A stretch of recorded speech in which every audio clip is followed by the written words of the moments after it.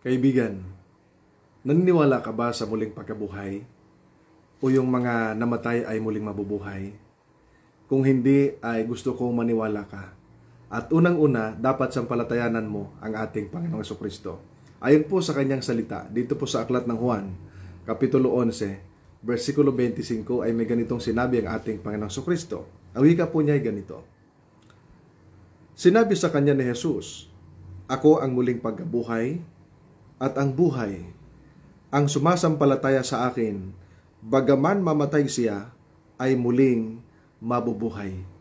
Ang salita ng ating Panginoong Hesus ay tapat at totoo na yung mga namatay ay muling mabubuhay sapagkat siya ang muling pagkabuhay at ang buhay.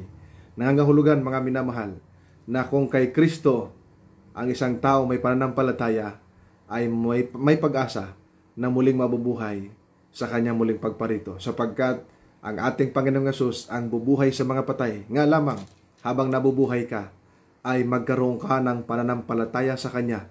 Tanggapin mo siya bilang Panginoon at tagapagligtas ng iyong buhay sapagkat kay Jesus merong pag-asa at may pagkabuhay na maguli. Kaya doon sa mga namatay mo mahal sa buhay, kung sila may pananampalataya sa Panginoon, muli silang mabubuhay pagdating ng ating Panginoon.